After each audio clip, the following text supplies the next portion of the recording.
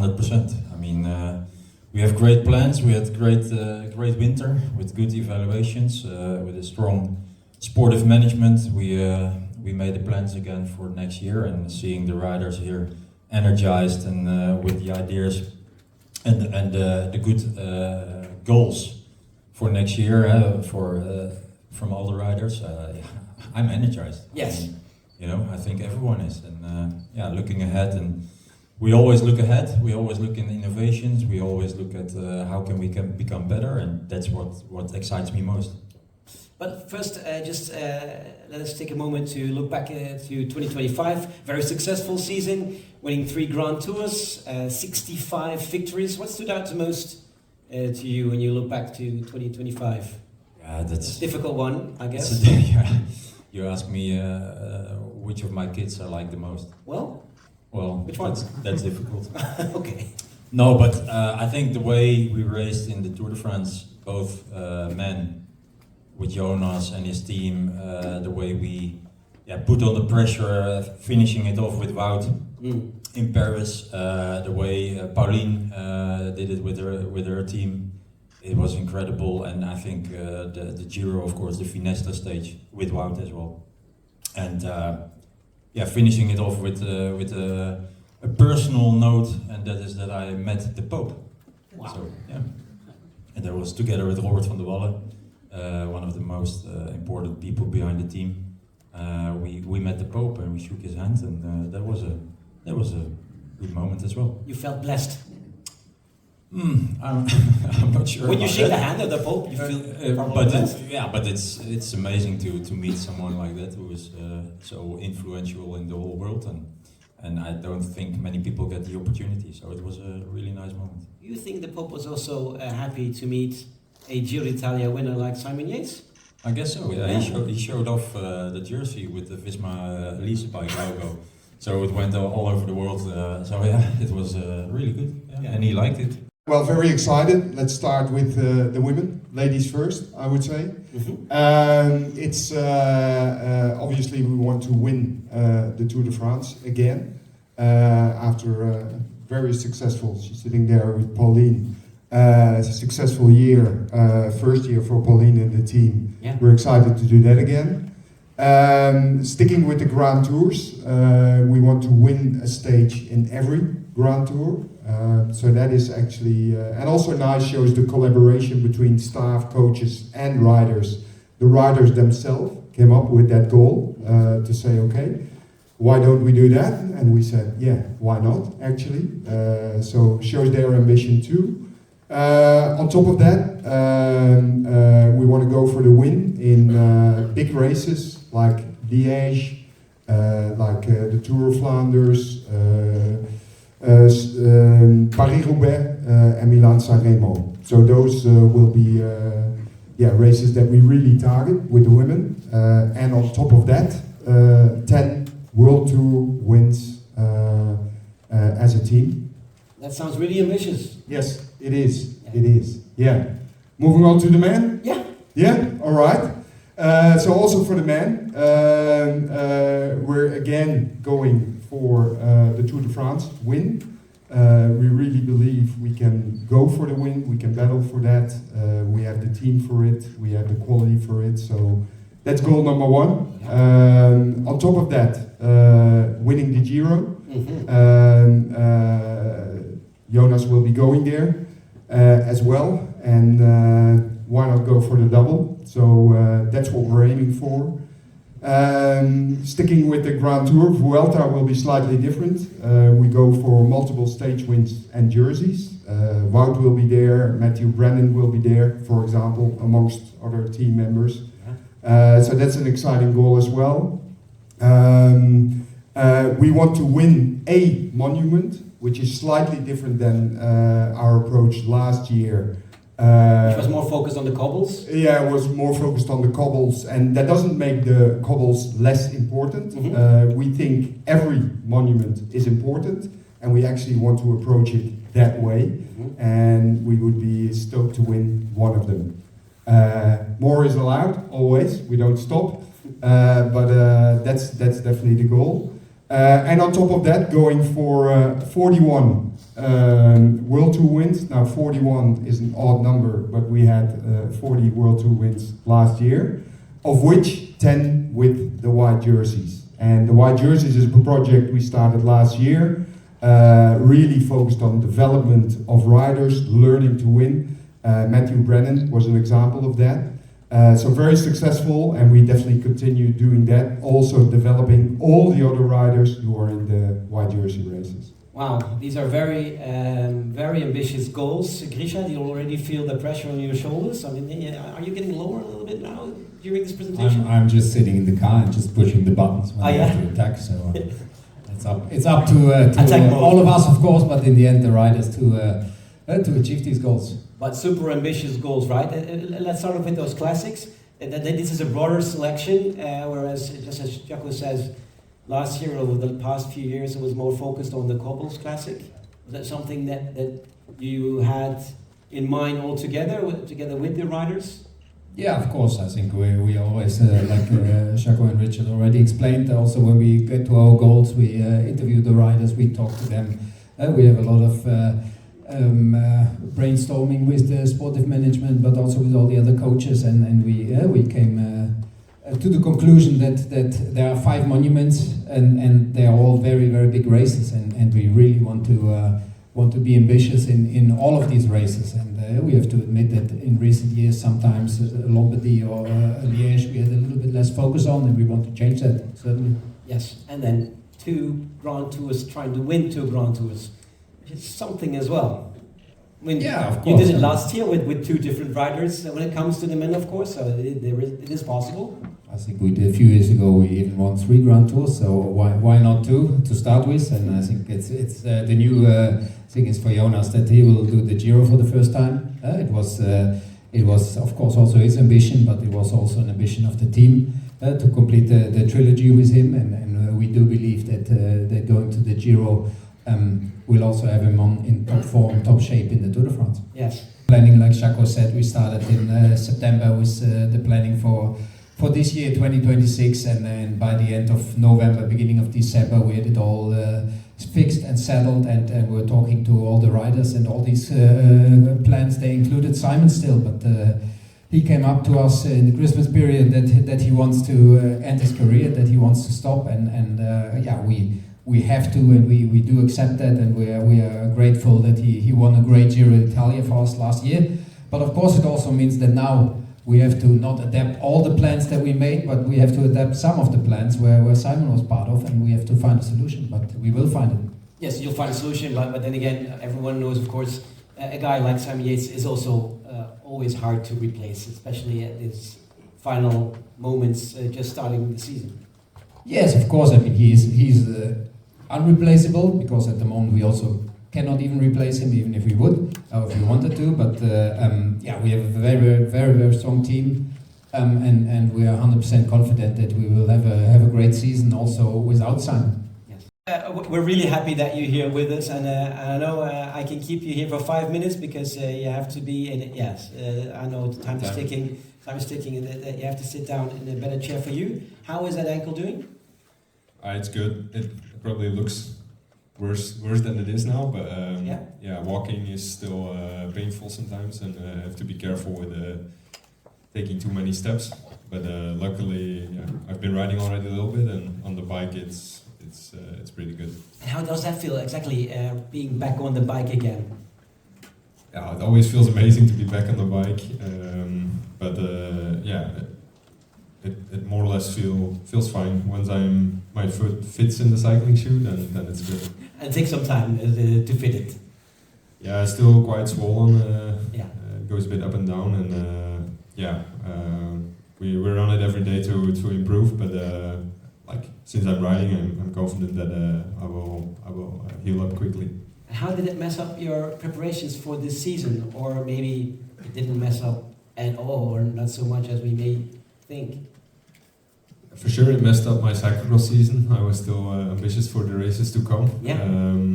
That was a big blow for me personally. But yeah, I hope in a few months I can tell you that it didn't mess up anything for the season that's still ahead. We just started the new year, and hope time will be on my side so I can be completely ready for the next season. Yes. What about that next season?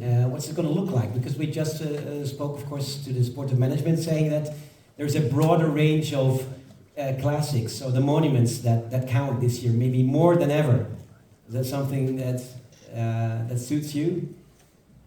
Yeah, of course. I'm someone who really loves the one-day races, so yeah, the more that's part of our goals, the better, I think. And yeah, I'm completely on the same page that maybe in the recent years we were not focused enough on all the big races. So I think that's a good change. And from a personal side, I will also line up again in Milano-San Remo. So that will be next to Flanders and Roubaix, definitely also a big goal. Yes, and you're lining up back to Siena, I guess.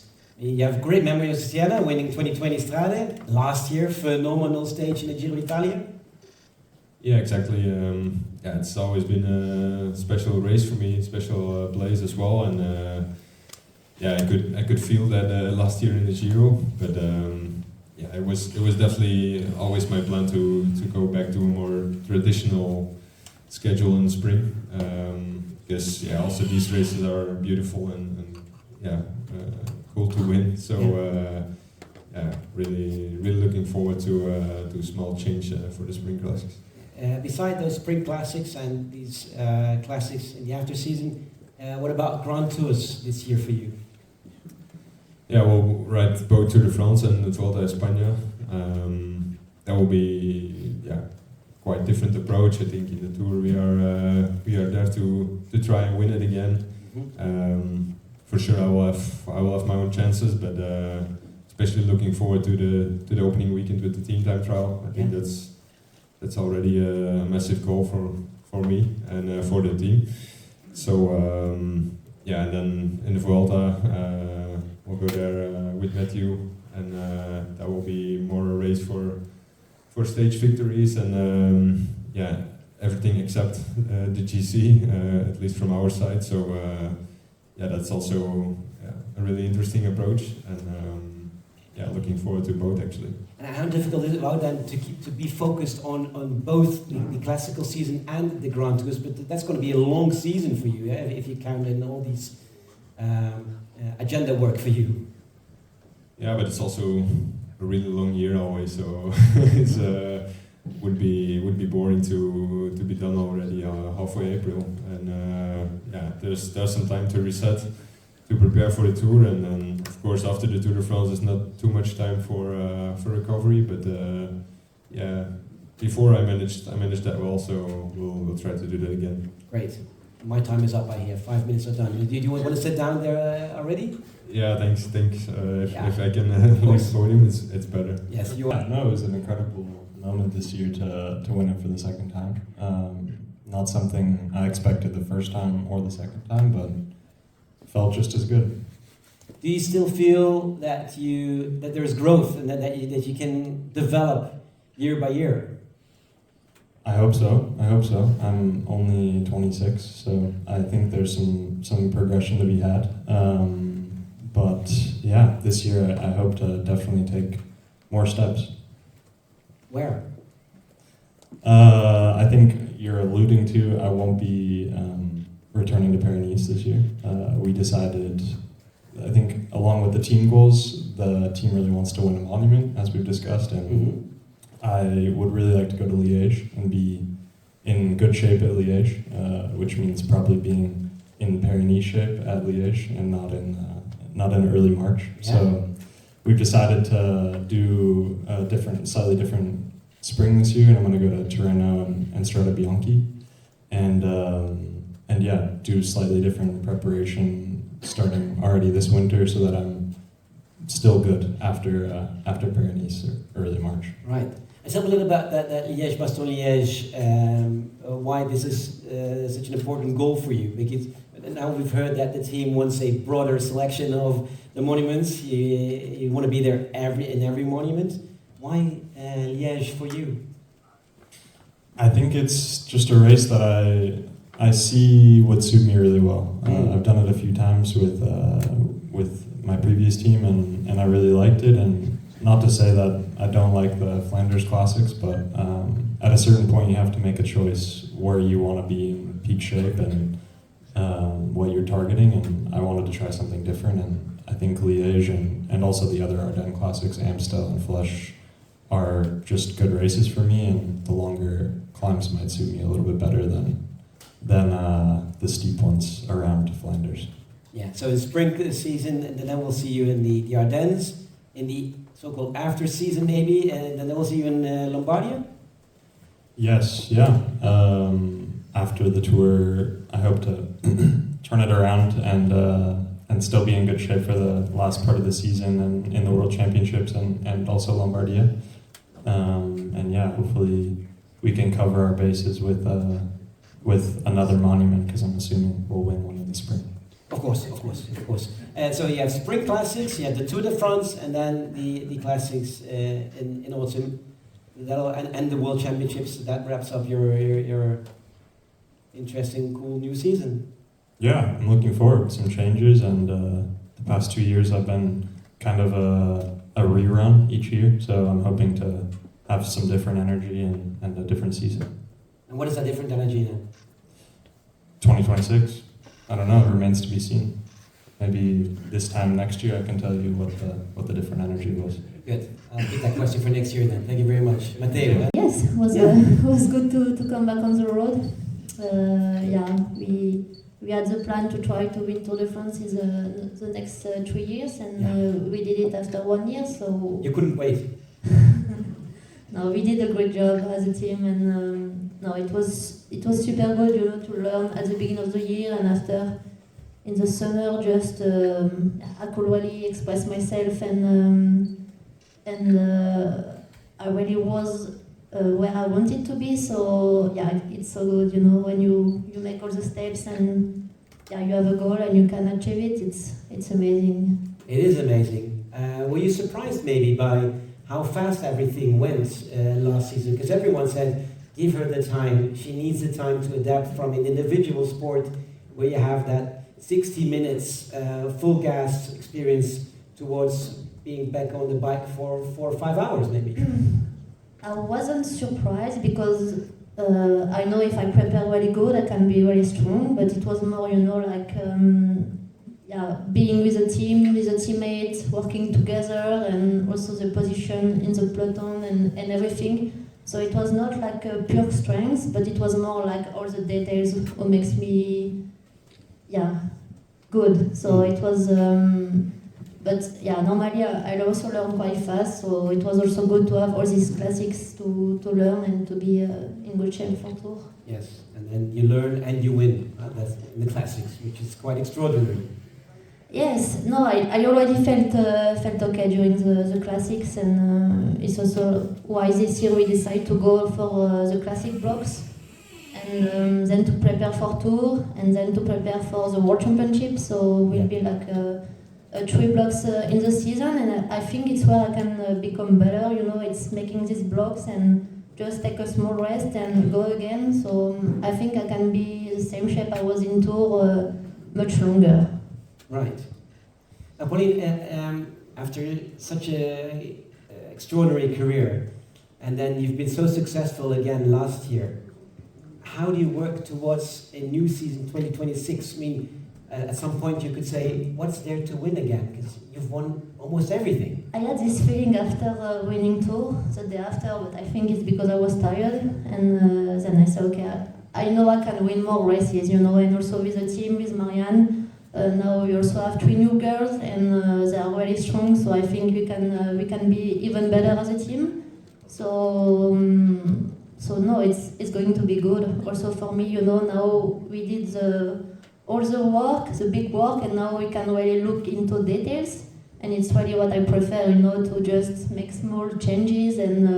So you can even improve, you think? I think so. I think I can improve, not alone, but also because of the team and the development and the bikes and everything. And this is so interesting to just find the small percentage. Yes, but if you improve with even small percentages, that's quite frightening for your competitors.